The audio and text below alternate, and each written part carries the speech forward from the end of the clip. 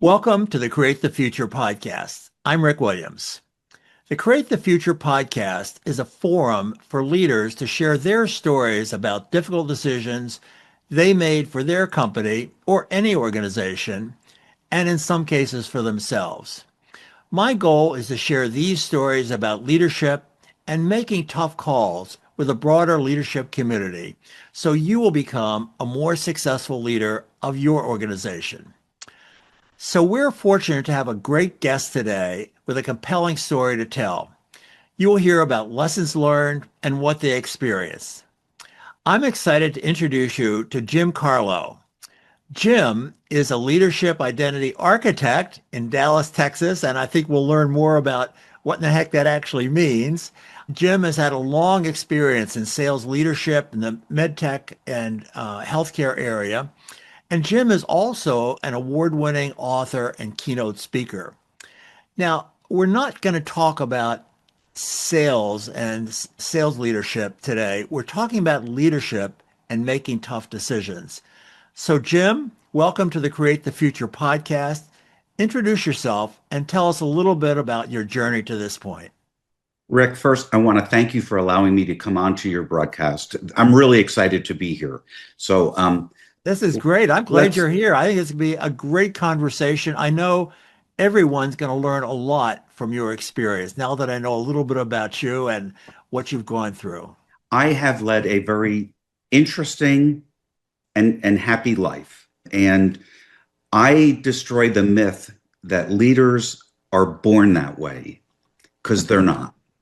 If that was the case, I wouldn't have held a C-suite position, because my dad was a carpenter, his dad was a mason, and my great-grandfather was a chicken farmer.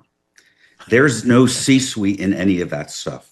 Right. So, that myth that everybody talks about is debunked. It's garbage. We need to throw it out, because the reality is you develop your leadership skills over time by intentionally focus on growing them. And I'm the perfect example of that. And so when people talk about me being the identity architect of leadership, it's only because we have a habit of, when a manager position opens, somebody reaches into the organization and pulls out one of the individual contributors who's a great producer of whatever and most knowledgeable, and we anoint them to be a manager. And they go home and they tell their spouse, I got promoted today. I got a pay raise. I'm now going to manage the team I work on. And your spouse says to you, you've never managed anybody. What are you going to do? And the reality is, corporations today don't give you a roadmap of what to follow. And unfortunately, that leads to a lot of problems. 18 months down the road, that leader's frustrated because they can't transition from manager to leadership. Their team gets frustrated. Voluntary attrition goes through the roof, and the cost to replace people is astronomical, and nobody's talking about it. So I changed the leadership identity by instilling in leaders 6 core principles that I have learned and honed over my career that has made me successful. When we look at companies in the United States today, voluntary attrition ranges between 10 and 15% on average, in some cases higher. My historical attrition rate is below 5%. I build long-term, successful, high-producing teams with the same framework we're going to talk about today. And you don't get that at management school. MBA, there's Harvard, Yale, they don't teach any of the stuff that we're going to talk about. And it's important because it doesn't just impact business people. And I've learned this from being invited on podcasts that I never thought I would be on. These same principles work for executive chefs. They work for principals of schools. They work for superintendents of schools. And basically, anyone can guide their life by these principles. So anyway, I'm happy to be here today. And where would you like to start? Okay, well, this is great. What you're saying resonates so much with me that the old principle of promote to your level of incompetence is so true that often companies will pick the best sales manager at the best sales person and say, we're going to make you a sales manager. And then that person fails in that job. So I think you're 100% on target with assessing the problem and what needs to be done about it. Now, I know you want to talk about a particularly difficult and challenging position you were in where you had to make a tough decision about your organization going forward. So why don't you give us a little bit of an introduction to that and tell us what happened. So it was early 2002. I worked for a technology company that made claim processing systems for the health insurance industry. I had a team of 25 people that was supporting an old green screen technology. And we had 36 customers on this platform. Mm-hmm. And I had to tell this team that their jobs were going away, but that they needed to not quit because I needed them to support the 36 customers until we converted them. And I didn't know what to tell them. And I called a couple of people my mentors, and I said, what do I do? And they said, good luck. Okay. And that was their advice. And so I struggled with this, and I said, what would I want my boss to tell me if it was the same situation about my job going away? So my sole goal was to have nobody leave the company before it was their time to depart. Mm-hmm. We knew that the new claim systems would take 8 to 12 months to implement. So the first promise I made to them when I met with them is I would let them know as early as possible the potential date when their position would go away. At minimum, they had 8 months to find another job. Maximum could be 12, could be whatever. So first promise I made to them is I would give you as much notice as feasibly possible based on when clients would transition to the new product, or if clients just went to a different company to get the services that we were offering. The second promise I made to them was that anyone on the team that wanted to stay with the company and learn the new technologies and then transfer over to that area when it was their time to depart their position, I would make that pathway happen, and I would provide the training during the workday, not during the evening, not at lunchtime, not taking away from their personal time, so that when that time came, they were fully skilled to be able to handle that work. And then I made them a third promise. Okay. The third promise was, if you decide you don't want to stay here, I will help you find a job on the outside of the organization that meets the financial situation that you're in today and a job that you can perform at, and I will help you in that process. My sole goal was to make sure that nobody quit before it was time, or we'd have customers we couldn't support. Yeah. So this was your offer to people if they would stay on and stick with the clients you had. Is that right? Correct. Okay. And knowing that they would go away. Here's what happened. Well, wait, hang on. Before you get into what happened, I actually want you to back up for 1 second because I want to hear about your personal experience. So your boss came to you and said, okay, Jim, we got to terminate this whole group. Talk about your experience. Your boss has now said to you, well, tell us what he said to you. And then what was your experience, your emotions, um, were you afraid or excited or was this, how did all of that work for you personally? My boss came to me, and it was in a management meeting, a leadership meeting, and we were planning the future and the rollout of these new products. And the conversation began with, as we do this, we're going to have to let people go. And Jim, you run the department that we're going to be letting go. Now, I had other departments in addition to this. This was just one component of it.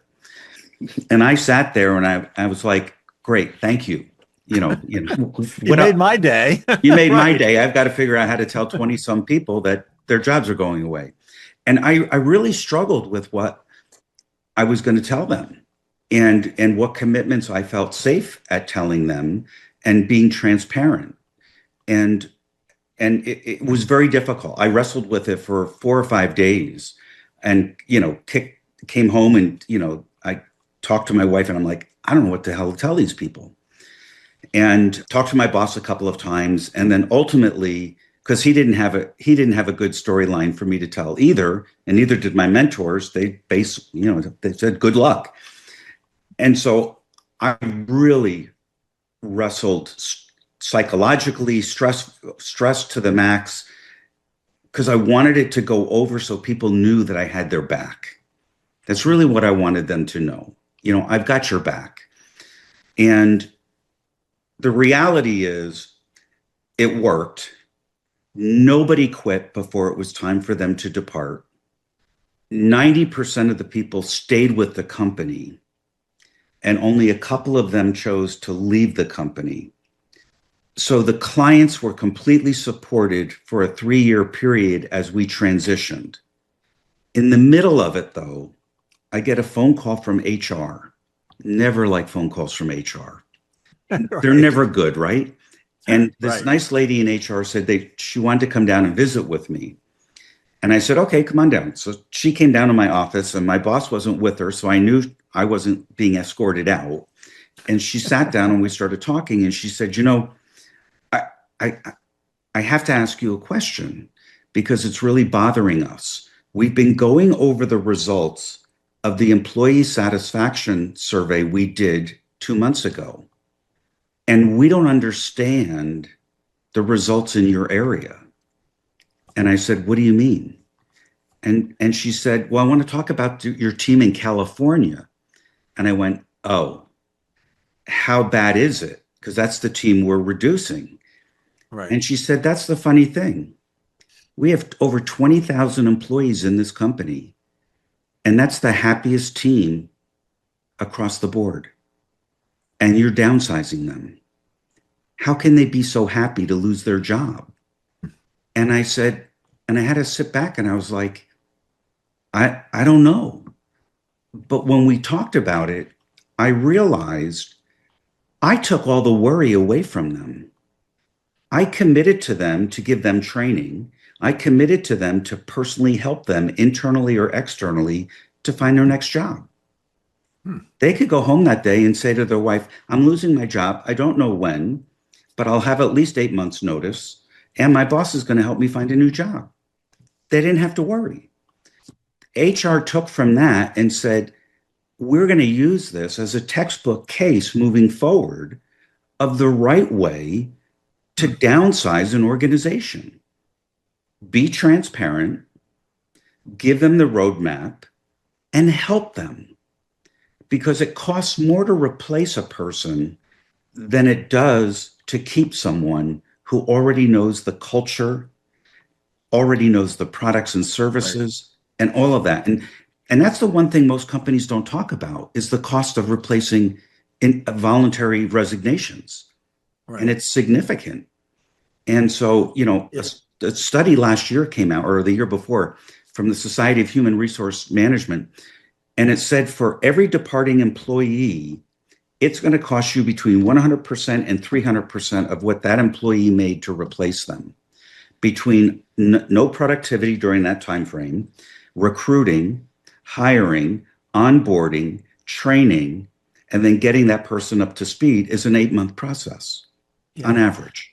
Okay. So I want you to help listeners with understanding the process that you went through to decide what you were going to do, the offer you were going to make. And it sounded to me like however you ended up, however you did this, you had a very successful process with this team in California.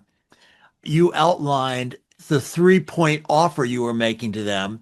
Go back. I asked you about how you felt when your boss said, oh, by the way, yeah, you're going to have to do a significant staff reduction in your department, how you reacted to that. How did you come up with these three components of your offer?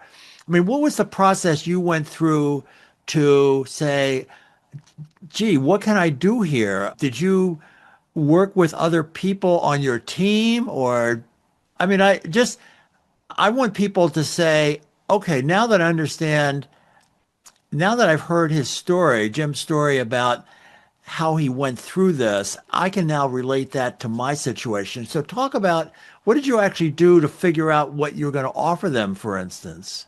So I think I have to take you back to the beginning of the story. Absolutely. And in 1983, I graduated college. The same year I graduated college, I ran for a local political office as a city councilman, and I was elected. And I served 2 terms. Shortly after the election in November of 1983, I got a call from the city manager, and he asked me if I would come in and spend a few minutes with him. So I went in and I sat down with him, and we chit-chatted about the election, and he told me how successful I would be, and that he would be there to support me and all of this other stuff. And then he said to me something very profound. And he said, Jim, he said, I'm going to ask you to do me a favor. And the first thing I thought of is, I'm not even sworn in and somebody wants a political favor. What the hell? What did I get myself into? It wasn't that at all. He said something that changed my life. He said to me, he said, Jim, every night when you go to bed, I want you to do one thing before you go to sleep. I want you to close your eyes and ask yourself the following question.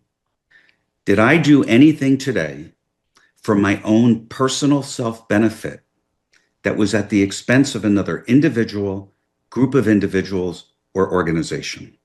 Mm-hmm. And he said, if you answer yes to that question, you immediately have to think about how to unwind it and how to never do it again. And he said, if you answer no to that question, you can rest, you can sleep peacefully. I have asked myself that question every night since 1983. And that level of integrity and transparency has guided my life. With that as a backdrop, my teams trust me. That's why my voluntary attrition rate historically is below 5%. They know I'm transparent. They know I have their back. They believe in me. And they know that they can come to me with a problem and I'm going to help them. And so my first pillar, and it's non-negotiable with any team I manage, is integrity and transparency. So that as a backdrop, I had to think about, how do I stay true to my integrity values and work with these people knowing that their jobs are going away? So I told them the truth. They're going away, but you don't need to leave today because here's what I'm going to do to help you. All right, let's stop right there for a second, though. How did you come up with the 3 elements of your offer? Is that something that you took a walk and said, gee, what would I, if I was in their shoes, what would I do? Or did you bring together a couple of key members of your team and say, let's talk about this? How did you come up with those 3 points? I really sat down. I kept coming back to, what would I want my boss to tell me if my job was going away? I'd want my boss to support me. I'd want my boss to not just say, your job ends today, have a good night. Take your belongings and security will escort you out. And I really just focused on, what is the right thing to do to help these people transition in this process. And I kept coming up with all kinds of things, including making phone calls to recruiters on their behalf. And I thought, no, I just need to have their back.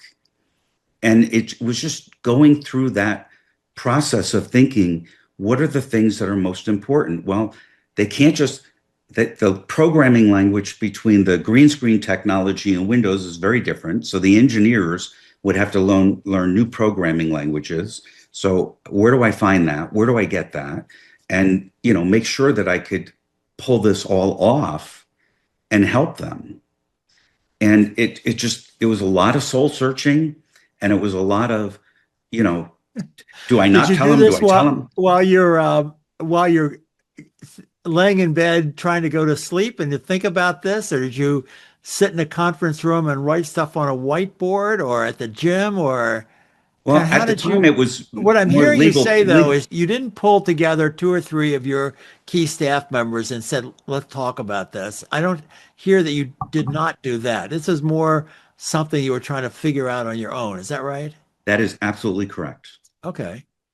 I Absolutely mean, correct. for instance, I will just share with you that I have found, and I'll admit this has been later in life found, I have found that some of my most creative time is actually laying in bed a little bit longer in the morning with the not the radio on, the TV on or whatever, and just free associating and what am I going to accomplish today, or what am I not thinking? I mean, just that period of just doing nothing except free associated. And I literally, this is after I wake up, before I get out of bed. Now, I don't know if I should be sharing stuff like that, but in truth, I have found that that is one of my most creative times.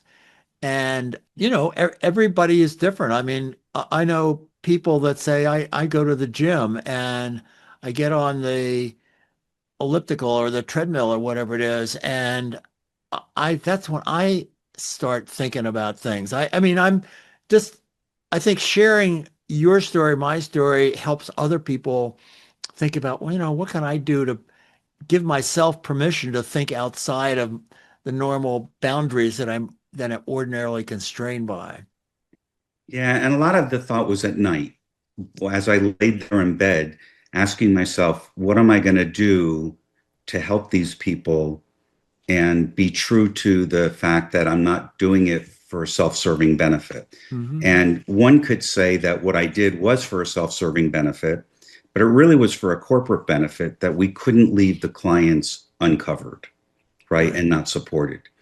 And at the same time, my personal goal was to make everyone on that team, get them into a spot emotionally where they felt psychologically safe that nothing was going to happen before the set time frame, and be able to give them a course of action and have their back.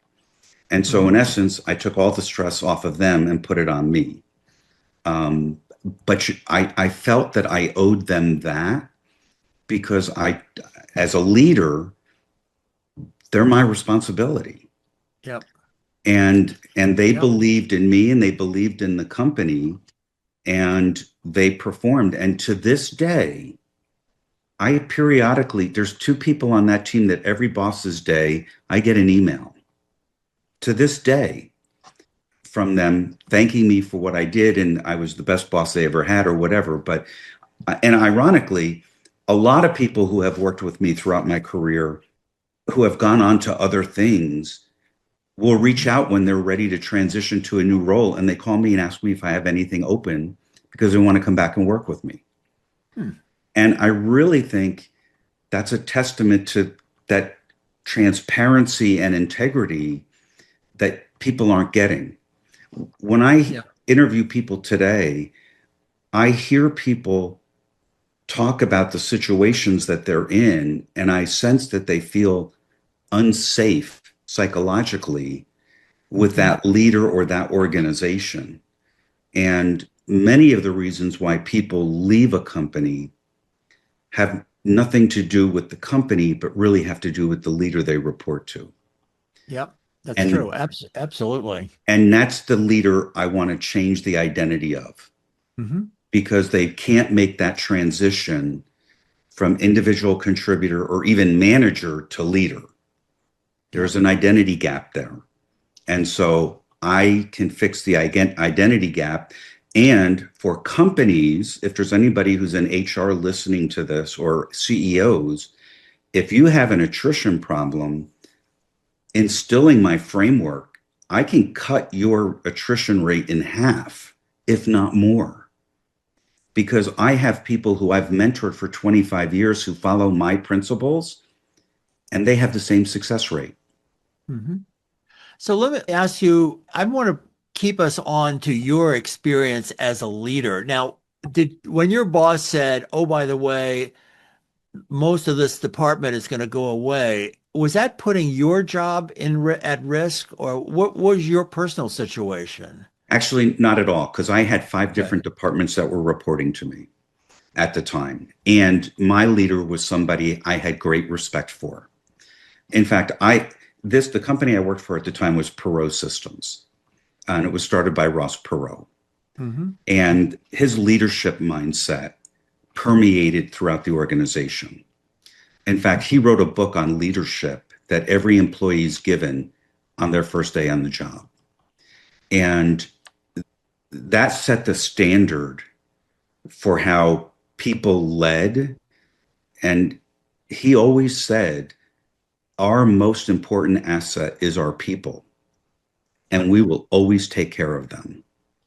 Yeah, he was. I'm not remembering now the details, but during he was instrumental in bringing some of his people out of Iran after the revolution, and it's an amazing story of commitment to saving people from his company who were trapped in Iran after the revolution. Correct. Uh, He went further than that. So, and now yeah, that go was a ahead. great accomplishment because he did it and the country wasn't doing it for him fast enough, and they were his employees. But that focus on that was in our culture. Hmm. And I'll tell you a story. Whenever you had an employee whose spouse or their child was in the hospital with a serious medical condition, we had to report it to his office. And we had to tell his office what we were doing to ensure that they were getting the best care possible. And if not, his office staff would find where the best care for that situation was in the country. I had Oh, an that's cool. employee on that team from California who was 28 years old and needed to have a heart valve replaced. I reported it to Mr. Perot's office. They suggested we fly the family at our expense to Dallas to have the surgery in Dallas, which is famous for heart surgeries, Hmm. and put the family up for the 2 weeks he would be in the hospital, and then fly them back home, all at our expense. And I mean, this is the extent he would go to. So I went to the family and I made that offer, and they declined the offer because the family was close enough to the hospital in San Francisco that they were going to use, and they didn't want to just get up and displace themselves into Dallas for a couple of weeks. And I accepted that. However, I still had a responsibility to that family. Yeah. So I called the hospital and I said, I have a young man coming in next week for open heart surgery. I know we can't talk about the medical conditions, but I have to feed his family 3 times a day because they're going to be camped out at that hospital. So 3 times a day, I need to figure out how to feed them. Hmm. So I talked to the dietary department. They said, we can't help you. I talked to the cafeteria manager. They said, we can't help you. So I called the CEO of the hospital. This is a true story. And he calls me back. He said, how can I help you? And I said, well, I said, I have a problem. You have a patient coming in, and he's got a fairly large family that's going to be camped out. He's 28 years old having open heart surgery. There's going to be people at your hospital in the waiting rooms for the next 14 days. I have to feed them 3 times a day. How can you help me make it happen? He said, oh, we can't do that. And I said, look, we're going to pay for it. It's not, I just need access to food. He said, we can't do that. I said, then if you can't do that, I still have a responsibility to take care of that family. So there will be caterers coming 3 times a day to bring food to that family on the floor, in the waiting room on the floor, that wherever that patient is. And he says, you can't do that. I said, you don't understand. I don't have an option. I have to do that.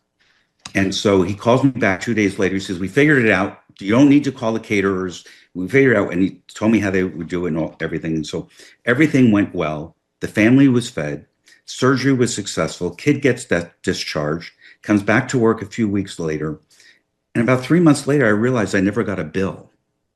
So I called the CEO, had to leave a message. He called me back and he said, Mr. Carlough, he said, I'm not sending you a bill. And I said, but I owe you money and I promised to pay you for the food. He said, I know, but you taught me a very valuable lesson about leadership and about taking care of your employees. Mm-hmm. And to this day, I talk about the extent to which you went through to take care of that family. And I realized that that's a deficit in my leadership style. Hmm. And and so I passed that on to him. And in exchange, we didn't get a bill, which was fine. But the reality was, here was the CEO of a hospital with, I'm sure, over 1,000 employees because it was a university hospital. And he realized that he had a gap in his leadership style. And there's a different way to do that and to take care of people and to keep. And I think that's why people really at that company stayed at that company because they knew the company would always take care of them. Well, we need to wrap up here in a few minutes, but let me go back to sort of the beginning of this again, because again, I'm focusing on you as the leader making really tough decisions, both for yourself and for your company. You have described really wonderfully how you thought about took time maybe at laying in bed at night thinking about, okay, if I was in my employee's position, what would I be afraid of and what would I hope my boss could do for me? Um, Go back and think about your own, what you were going through personally. As I'm thinking about it, I'm thinking about, gee, what could go wrong here? I know I have to make a decision and I am going to make a decision. I'm going to tell the staff something. It might work, it might not work. How do you think about evaluating the risks of whether the proposal you're going to make would work or not work?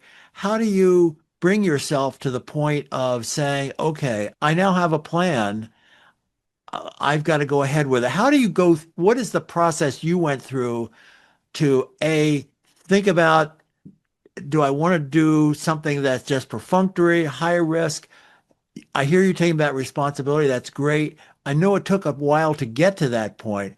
Talk about how you brought yourself to the point of actually doing this from that perspective of what if this doesn't work? What are you afraid as the leader of making this decision? Talk about that process for yourself a little bit. I was very afraid of making that decision Okay. because the downside would be it would come to be, I would have a deficit of having to satisfy 36 customers with people I don't have. Hmm. And I had to find a balance between hitting the company objectives and hitting employee expectations. And I had to weigh them both. Hmm. And I tried to find the balance of what would make sense. So in this department, we had software engineers, we had help desk people, we had account management people. We didn't have any salespeople. They were in a different organization. But the reality is, I had to be able to convey to them that they were safe and that, they would know everything I knew about the schedule, the timing, or the whatever. And Bob would know, I'm just making up names here. Bob would know that he's number 14 on the list, which may be the wave that happens in 18 months. And so they all had the plan and we marched with that. But the process I went through, I will tell you, was emotionally stressful. How did you deal with your own fears as you went through this? I kept coming back to what is the right thing to do Hmm. and what is the right thing to do to protect the employees that I have, to make them feel comfortable, that this would work so that they didn't run out the door? And how did I make sure that I conveyed to the company that we would be able to maintain the customers for that length of time as we started to transition them? And I kept coming back to that balance of how do I do both? Mm-hmm. And the only thing it came back to being that integrity model of being upfront and honest, not hiding anything, and not surprising people with, oh, by the way, today's your last day, but by letting them know that my door was open, my phone was always available, and if they had questions, they would get the straight answer from me, like they would always get normally anyway. And I don't sugarcoat things. And so, telling them when I had that conversation with them, I mean, I said to them, I know emotionally you all probably are thinking, oh my God, I'm going to be gone tomorrow. And I said, no, none of you are going to be gone tomorrow. We don't even have a customer signed up for the new product yet. That's on the existing product, but this is the plan. And I'm going to see you through this plan, and we will get through this together. And we did. So when you called a meeting or had your first call in which you had to actually do this, how did you get the courage to make the call or start the meeting? Or where did the guts bring you Um, to be able to actually go ahead and do this? I will tell you, I did not sleep much the night before. The meeting was scheduled early West Coast time, like 9 a.m. West Coast time, which was 11 a.m. Dallas time. So I was halfway through the day, but I had not slept much because I was very worried about what was going to happen. And I had HR ready in case people were going to, I'm going to use the word flip out, but not really flip out, but just emotionally. Yeah. But I didn't have any of that. I had a lot of questions to field Okay, what about. about you flipping out? I mean, this is really tough for you. You didn't sleep. I Did didn't you, sleep. what was the mechanism that brought you to say, okay, I'm going to get out. I'm going to, I'm going to stand up. I'm going to deliver the message that I hope will work. What did you do to give I yourself the truly, courage to do that? I truly believed that the transparency and integrity in the way I operate, I prayed was sufficient enough to get me through it. And I truly believe that's what it was. Hmm. If they didn't know that I operated with complete integrity and always disclosed things and was very transparent on everything I knew. I mean, if you're a publicly traded company, as we were, if we were going to buy a company, I couldn't tell employees that impacts the stock price, right? Everybody gets in trouble. But I always tell my teams, you will know everything that I know that I am physically capable of telling you. If there are things that the company is doing, like buying a company or selling a piece of our business off, I obviously can't disclose that. But outside of that, you will know everything that I know. And they had worked with me for 2.5 years at the point that this started. So they knew the way I operated. If I was a brand new leader walking in on day one and telling them their job's going away, I guarantee you that team would have flown out the door. But I think the situation was different because they trusted me. Yep. And I built an incredible level of trust with them to be able to get through this and for them to believe when that conversation was, I'm sure that when we got off the phone, several of them got together and went, oh my God, what the hell does this mean? And they probably talked through it amongst themselves. And I'm sure there were people on the team that said, guys, Jim's telling us we could have a minimum of 8 months notice. Who tells you Yep. that? Right. And I think that got them through that process. As much as I anguished over what was I going to say, I really Yep. think the level of trust that I built with the population that I was supporting I think helped immensely. You, if you Yeah. build So with integrity, if you have the trust of your employees and they feel psychologically safe, they'll follow you into battle, right? Just like the generals in the military, where people will follow you into battle. But if you do something to lose that trust, you'll never regain it back. And that's why integrity and leadership is so damn important. you're making a really wonderful point. And if I can put it in the context of where your courage came from belief that you had a trusting relationship with your team and they would believe that you're doing the best you can for them and gave you the courage to be the leader and to take them forward in the direction that was beneficial to the company and also beneficial to them. To them. So, Jim, this has been a great conversation. Thank you for sharing your experiences. I think you've made an invaluable contribution to our understanding of the challenges leaders face every day. So, how can the audience, the people listening, how can they learn more about you and what you're doing at this point? So they clearly can go to my website and see everything that I'm doing. And it's very simple.